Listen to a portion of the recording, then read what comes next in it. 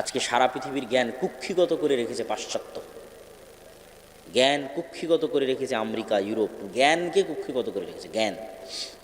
এটা আলটিমেটলি আপনি গবেষণা করলে এখানেই গিয়ে পৌঁছবেন যে এখানে সবচেয়ে বড় বিষয় হচ্ছে জ্ঞান। আমেরিকার কাছে যেটা সর্বোচ্চ পর্যায়ের প্রযুক্তি আছে, ওই প্রযুক্তি শুধু ইসরায়েলকে দেয়, শুধু শুধু ইসরায়েলকে। সৌদি আরব, কুয়েত, কাতার, বাহরাইন, দুবাই, এদের সাথে যত সম্পর্ক থাকুক, এদেরকে যে প্রযুক্তি দিবে সেটার চাইতে 500 বছর এগিয়ে প্রযুক্তি আছে আমেরিকার কাছে। তারপর এদেরকে যেটা দিবে সেটাও টাকার বিনিময়ে বিক্রি করবে, আসল প্রযুক্তি শিখাবে না। কোনো কিছু নষ্ট হয়ে গেলে ঠিক করতে যেতে হবে তাদের কাছে। এটা জ্ঞানের যুদ্ধ। এই জন্য দেখবেন যে ইরানের বড় বড় বিজ্ঞানীদের বাছাই করে করে হত্যা করা হচ্ছে,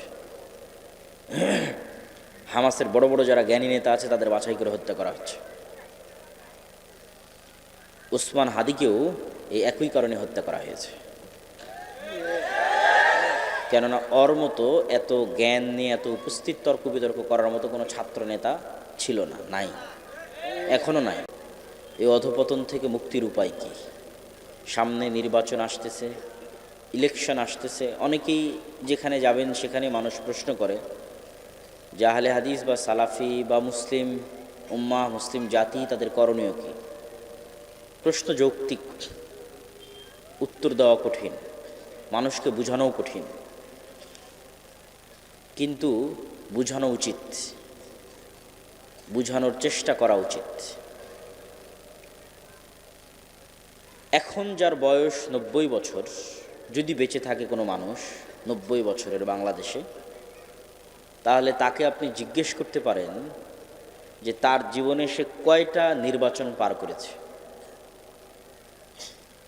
যদি মোটামুটি পাকিস্তান আমল থেকে ধরে বাংলাদেশ আমলের বলা যায় সকল নির্বাচনে সে পার্টিসিপেট করেছে, তাহলে সে আপনাকে ভালো ফিডব্যাক দিতে পারবে যে প্রত্যেক নির্বাচনের আগে মনে করতাম এই দল জিতলে অনেক খুব ভালো হবে, তারপরে জিতার 1-2 বছর পর ওই দলকে গালি দিত। এটি একটি চরম বাস্তব অভিজ্ঞতা। মানুষ যেহেতু শর্ট টাইমে উত্তেজিত হয়, তো ব্রেন আর কাজ করে না, লং টাইমে কেউ চিন্তা করতে পারে না। কিন্তু লং টাইমের একটা সিনারি যদি আপনার সামনে থাকে, যে কোনো মুরব্বী বসে আছে তাকে জিজ্ঞেস করতে পারেন, প্রতি নির্বাচনের আগে তাকে তার মনে হয়েছে এবার অমুক দল জিতলে খুব ভালো হবে দেশের। তারপরে দেখা যাচ্ছে ওই দলকে ভোটও দিয়েছে, ভোট দেওয়ার 1-2 মাস 2 বছর পর আবার ওকেই গালি দিয়েছে। এই জিনিসটা ঘটে কেন? এটি গণতন্ত্রের একটা মজার জিনিস। সে মজাটা হচ্ছে, ছোট বাচ্চাকে আমরা যেভাবে ললিপপ দিই, চকলেট দিই, যে বাবা তুমি কাঁদতেছো, এই চকলেটটা খাও, তাহলে ও অন্য যেটা চাচ্ছিল সেটা ভুলে যাবে।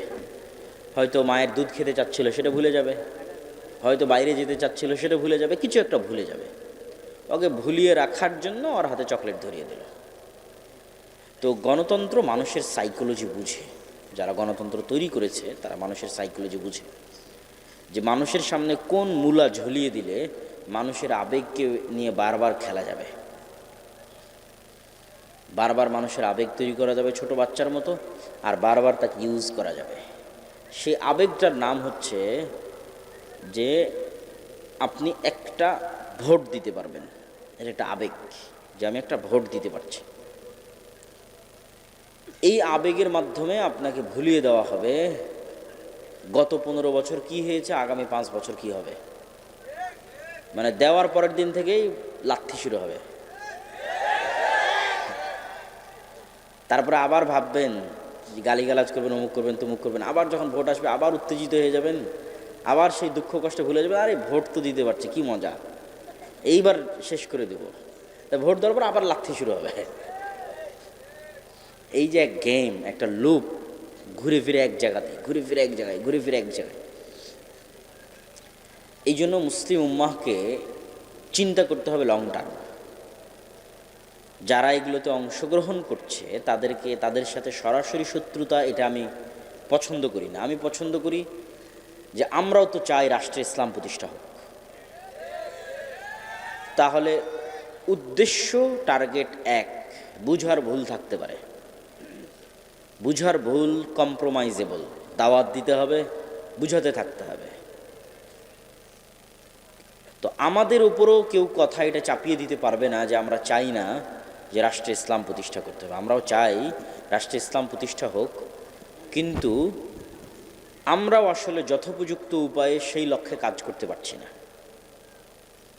সেই কাজ কি? আপনি নিশ্চিত থাকেন 16 কোটি মানুষের ভোটের যা ক্ষমতা, এক প্রথম আলো আর ব্র্যাকের ক্ষমতা তার চেয়ে কয়েকশো গুণ বেশি। 16 কোটি মানুষের ভোট ব্র্যাক আর প্রথম আলোর কাছে পঙ্গপাল, তুচ্ছের মতো। পঙ্গপাল রাস্তায় বের হয়েছে, কীট পতঙ্গ, যাদেরকে পা দিয়ে পিষে দেওয়া যাবে। এই কীট পতঙ্গ হচ্ছে 16 কোটি মানুষ। আরও একটু দুর্বল ভাষা প্রয়োগ করা উচিত, কিন্তু জনসমাজে সেটা প্রয়োগ করা যায় না। তো এই 16 কোটি মানুষ তো 5ই আগস্ট 36শে জুলাইও বের হয়েছিল। কোনো দাম আছে? কোনো দাম নাই। আপনার ভোটের 4 আনা দাম নাই, চুল পরিমাণ দাম নাই। দাম ওটাই ঘটবে যেটা প্রথম আলো চাইবে, ওটাই ঘটবে যেটা ব্র্যাক চাইবে। তাহলে কাজ কি? মুসলমান যে লাফ দিয়ে উঠেই বলে জীবন দিয়ে দিব, এটাই ভুল। যে ভাই ঘোষণা দেন জীবন দিয়ে দেব। ওসমান হাদিও তার বহু বক্তব্য বলেছিল যে জীবন দেওয়া লাগবে না, তোমরা জ্ঞান অর্জন করে একটা কাজ করো, কাজের কাজ করো। প্রথম আলোর মতো একটা প্রতিষ্ঠান তৈরি করতে জ্ঞান লাগবে, জীবন দেওয়া লাগবে না। সেই জ্ঞানই আর কেউ অর্জন করতে চায় না, সেই শিক্ষায় আর কেউ গ্রহণ করতে চায় না। মানে দীর্ঘমেয়াদে কেউ প্ল্যানই করতে চায় না। সবারই এখনই দরকার, ইনস্ট্যান্ট দরকার, ইমিডিয়েট দরকার। কিন্তু কেউ জানে না, কেউ বুঝতে চায় না যে এখন ইনস্ট্যান্ট ইমিডিয়েট যেটা পাবেন ওটি যে 2 বছর পর লাথি দিয়ে বের করে দেবে। যে এটাই তো নিয়ম, এটাই তো গণতন্ত্র। আপনার তো দরকার, আমাদের তো দরকার পার্মানেন্ট। পার্মানেন্টের জন্য সর্বপ্রথম দরকার শক্তিশালী প্রতিষ্ঠান। পার্মানেন্ট ক্ষমতার জন্য দরকার সর্বপ্রথম powerful institute, powerful media, powerful অর্থনৈতিক প্রতিষ্ঠান। এবং এইগুলো জ্ঞান অর্জন ছাড়া সম্ভব নয়। এই জন্য আল্লাহ সুবহানাহু ওয়া তাআলা আদম আলাইহিস সালাতু ওয়াস সালামকে প্রাধান্য দিয়েছেন ফেরেশতা এবং জিনের উপর জ্ঞানের কারণে। তলুতকে প্রাধান্য দিয়েছেন জ্ঞানের কারণে, নেতৃত্ব দিয়েছেন জ্ঞানের কারণে। দাউদ সুলাইমানকে নেতৃত্ব দিয়েছেন হিকমাহ, জ্ঞানের কারণে। জ্ঞান শক্তি, জ্ঞান ক্ষমতা। যাকে সালাত থেকে বিরত রাখা গেছে তাকে তো সালাত থেকে বিরত রেখেছি, যাকে সালাত থেকে বিরত রাখতে পারছি না একে জাহান্নামে নিয়ে যাব কি দিয়ে? তো ওর মনে যেহেতু এতই ইবাদত করার শখ, তো ওকে বেদাত ধরিয়ে দাও। এই যে এটাও একটা ইবাদত, এই যে এটাও একটা ইবাদত, আর এটাও একটা, এটাও ভালো, এটাও ফজিলত। ও তো আর বুঝতে পারে না, ও মনে করে আমার তো যাওয়া দরকার জান্নাত। ইবাদতের পরে ইবাদত করতে থাকে, চলে যায় জাহান্নামে। তো শয়তান এইরকম চালাক। কাউকে যদি দেখে যে না, তাকে অন্য কোনো ফাঁদে ফেলা যাচ্ছে না, কিন্তু তার টাকার খুব নেশা, সে সময় নষ্ট করে না, রাত দিন পরিশ্রম করতে থাকে, টাকা উপার্জন করবে। তাই তখন শয়তান আর ব্রেনে ঢুকিয়ে দেয় হালাল হারামের চিন্তা করার দরকার নাই, যেদিক থেকে পাওয়া যায় সেদিক থেকে ইনকাম করো। যার মনে যেটার চাহিদা বেশি তার সাথে শয়তান ওইভাবে গেম প্ল্যান রেডি করে। যার প্রতি দেখে, যার মধ্যে দেখে নারীর প্রতি দুর্বলতা, তাকে টেনে নিয়ে যায় সেই দিকে। ওর যেহেতু টাকা পয়সার দিকে কোনো মনোযোগ নাই, তোকে হারাম হালাল বুঝে লাভ নাই। ও টাকা পয়সা হারাম হালাল বেছেই চলে, কিন্তু ওর দুর্বলতা নারী, তখন ওকে সেখানে লাগিয়ে দেয়। আলেম ওলামাদেরকে যখন কোনোটাতেই পারে না, তখন আলেম ওলামাদেরকে চিন্তা করে এদের কিভাবে জাহান্নামে নিয়ে যাব, বলে এদের মধ্যে হিংসা আর অহংকার ঢুকিয়ে দাও। বুঝলেন?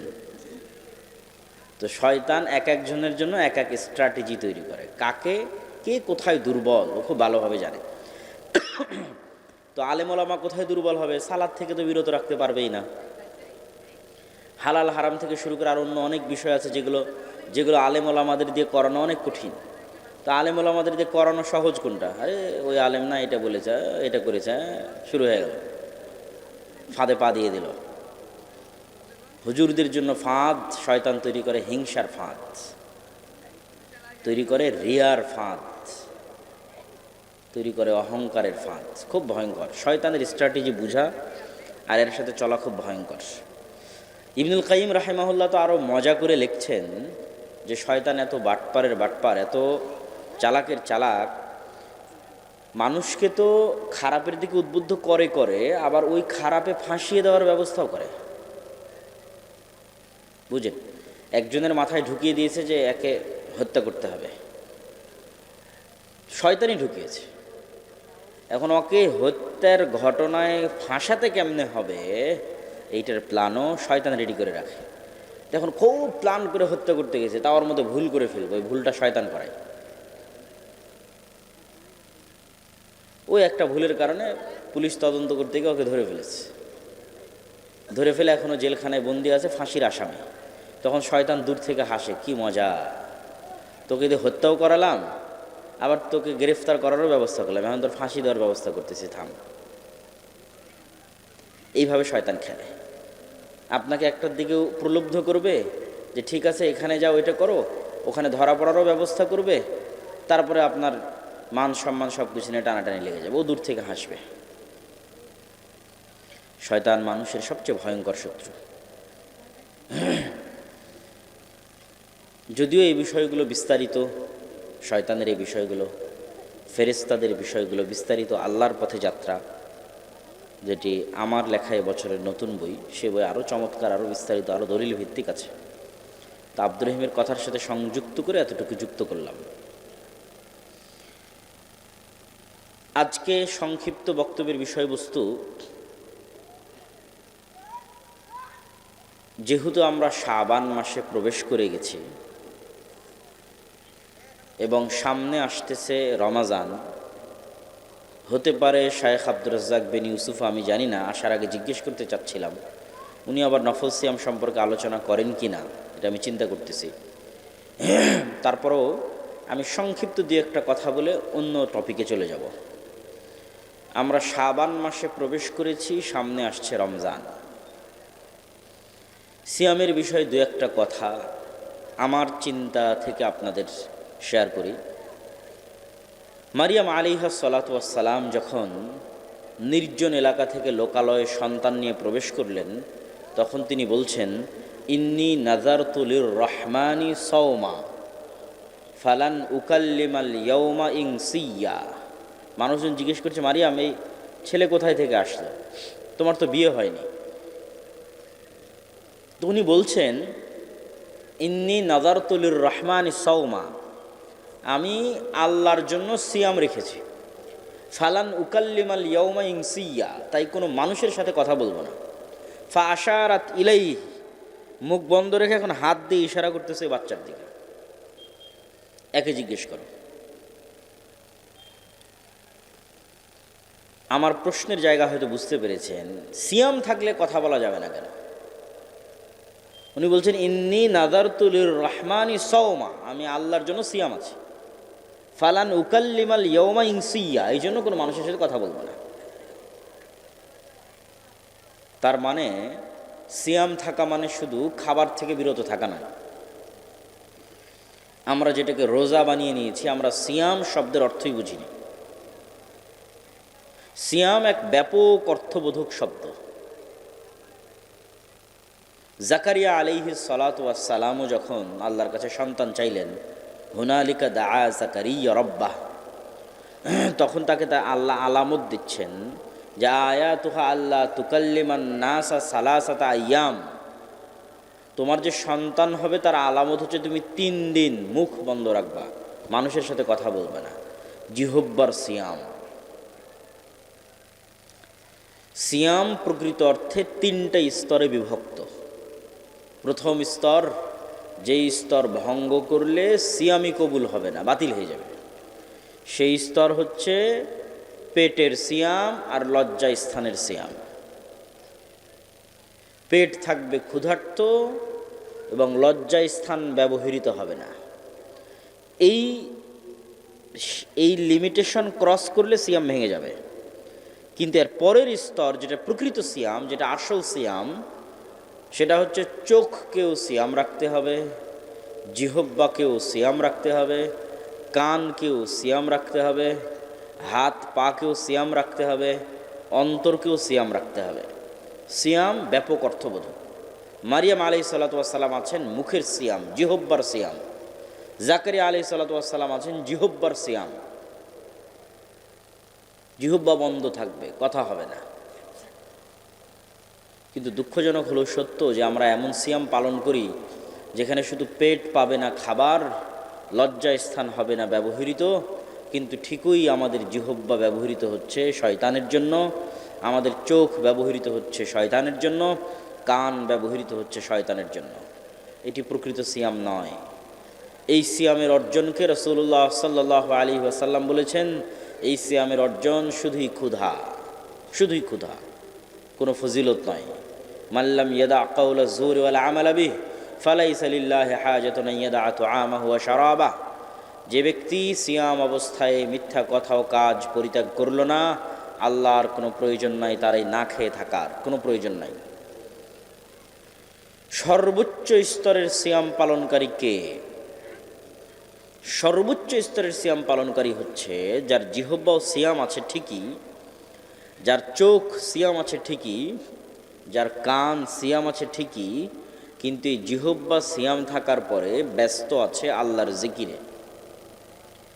জিহব্বা সিয়াম পালন করছে কিভাবে? গীবতে নাই, অপবাদে নাই, হাসি মজাকে নাই, গালিগালাজে নাই, অপ্রয়োজনীয় কথায় নাই। এটাই জিহব্বার সিয়াম, যেটা জাকারিয়া আলাইহিস সালাতু ওয়াস সালামকে আল্লাহ বলেছেন, যেটা মারিয়াম আলাইহিস সালাতু ওয়াস সালামকে আল্লাহ বলেছেন, ইন্নী নাযারতু লির-রাহমানি সাওমা।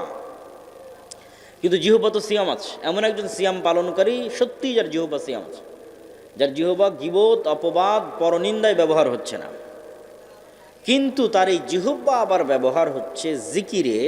ঠিক জাকারিয়া আলাইহিস সালাতু ওয়াস সালামকে আল্লাহ যেমন বললেন যে তুমি 3 দিন চুপ থাকবা, কিন্তু এই 3 দিন তোমার কাজ হচ্ছে সকাল সন্ধ্যায় আল্লাহর জিকির করবা। তার মানে কি দাঁড়ালো? তার মানে এটি দাঁড়ালো এই 3 দিন তোমার জিহব্বা অপ্রয়োজনীয় কথাও কাজে ব্যবহার হবে না, কিন্তু ব্যবহার হবে কার জিকিরে? আল্লাহর জিকিরে। চোখ সিয়াম আছে, অশ্লীল দৃশ্য দেখা থেকে বিরত আছে, টিভি দেখা থেকে বিরত আছে, মোবাইল ফোনে অশ্লীল দৃশ্য দেখা থেকে বিরত আছে। এটা তো ঠিক আছে, একটা স্তরের সিয়াম, কিন্তু এই সিয়াম পালনকারীকে সর্বোচ্চ স্তরে নিয়ে যাবে যদি এই চোখ ব্যস্ত থাকে আল্লাহর কোরআন তেলাওয়াতে। এভাবে শরীরের প্রত্যেকটি অঙ্গ প্রত্যঙ্গ যখন বিরত থাকবে গুনাহ থেকে, ব্যস্ত থাকবে আল্লাহর আনুগত্যে, তখনই তৈরি হবে সিয়ামের প্রকৃত আনন্দ। আল্লাহ সুবহানাহু তাআলা সকলেই জানেন। আমি জাস্ট কিছু নুক্তা পয়েন্ট যুক্ত করার জন্য 2-5 মিনিট এই বিষয়ে কথা বলছি।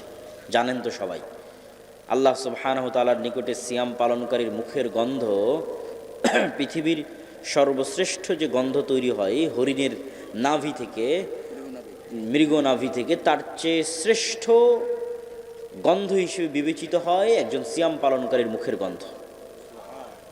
এবং আপনাকে একটা বিষয় মনে রাখতে হবে, প্রতিটা আমলের প্রতিবিম্ব, প্রতিকৃতি, পাল্টা রিয়াকশান কিয়ামতের মাঠে দেখা যাবে, ভালো মন্দ সব আমলের।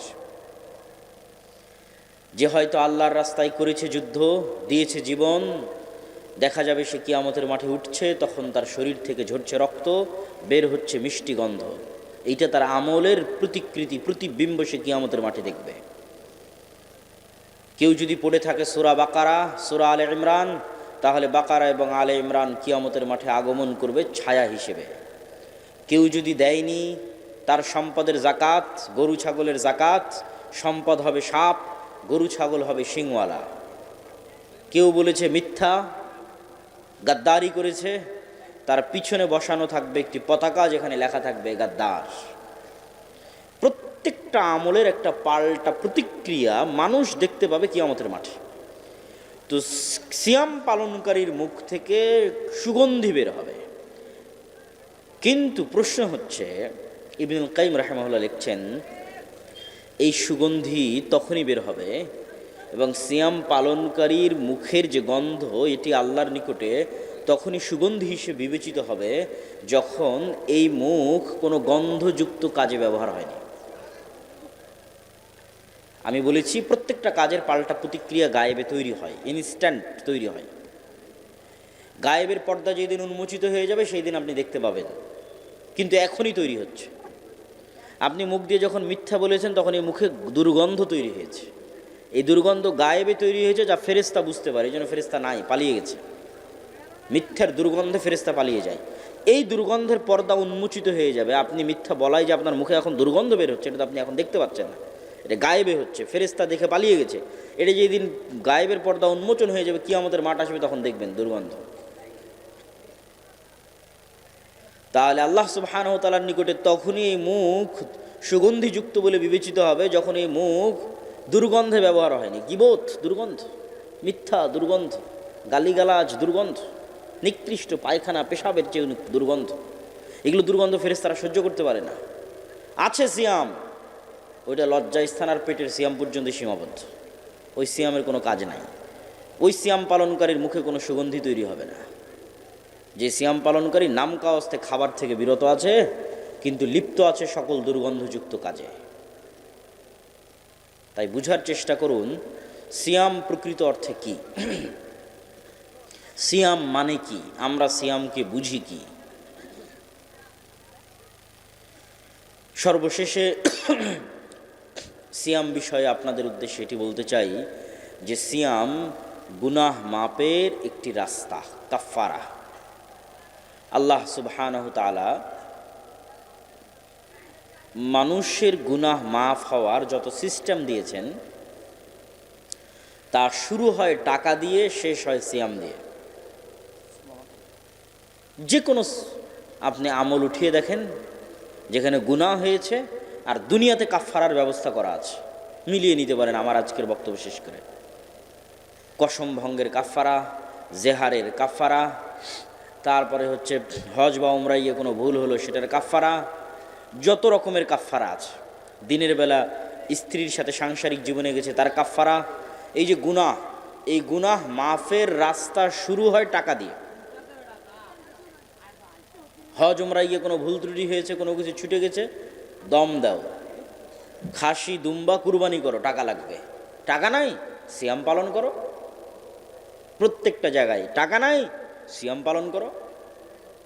দিনের বেলা স্ত্রীর কাছে গেছে রমজান মাসে, কবিরা গুনাহ, গোলাম আজাদ করো, গোলাম আজাদ করতে টাকা লাগবে। ওই পরিমাণ টাকা নাই, 60 জন মিসকিনকে খাওয়াও, মিসকিনকে খাওয়াতে টাকা লাগবে। এই পরিমাণও টাকা নাই, তো সিয়াম পালন করো। যে কোনো কাফারায় যাবেন, প্রত্যেকটা কাফারা শুরু হবে টাকা দিয়ে, শেষ হবে কি দিয়ে? একটু জোরে বলেন তো, শেষ হবে কি দিয়ে? সিয়াম দিয়ে।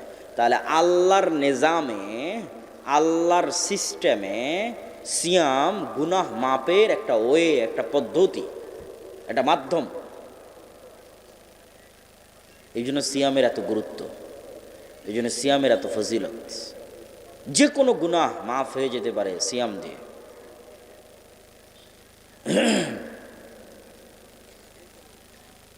প্রিয় দর্শক ও শ্রোতা, উপস্থিত মুসল্লিবৃন্দ, সকলের উদ্দেশ্যে উদাত্ত আহ্বান থাকবে, আমরা যে শাবান মাসে পৌঁছে গেছি, এই শাবান মাস যদি শায়েখ আব্দুর রাজ্জাক বিন ইউসুফ এই বিষয়ে আলোচনা করেন, বিস্তারিত শুনবেন। আমি শুধু কিছু নোক্তা, পয়েন্ট যেগুলো খুব গুরুত্বপূর্ণ এবং সূক্ষ্ম, সেগুলো আপনাদের সাথে শেয়ার করে যাচ্ছি। সকলেই জানেন যে এই শাবান মাসে আল্লাহ সুবহানাহু ওয়া তাআলার নিকটে 1 বছরের আমল তুলে ধরা হয়।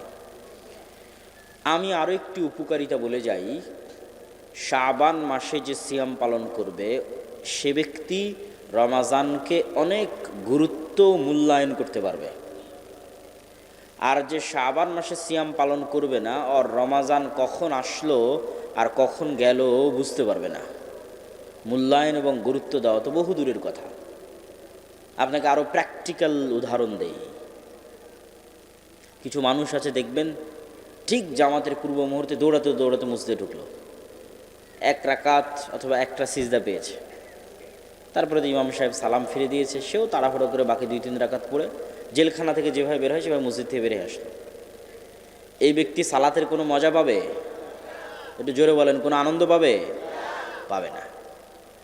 আর যে মেন্টালি আগে থেকে এতটা প্রিপেয়ার্ড যে আজান হওয়া মাত্রই সকল কাজ হয়ে যাবে বন্ধ, সকল কাজ বন্ধ করে দিয়ে রওনা দিবে মসজিদের উদ্দেশ্যে, মসজিদে গিয়ে আগে আদায় করবে সুন্নাত, সুন্নাতের পর পড়বে জিকির, জিকিরের পর আবার ফরজ, ফরজের পর আবার জিকির, জিকিরের পর আবার সুন্নাত, এইভাবে ধীর স্থিরভাবে সালাত শেষ করে বের হয়ে আসবে, এর মনের অবস্থাটা হবে যেন জান্নাত থেকে বের হচ্ছে। ওটাই জান্নাত। যার দুনিয়ার জান্নাতে যাওয়ার সুযোগ হয়নি, সে পরকালের জান্নাতে কিভাবে যাবে?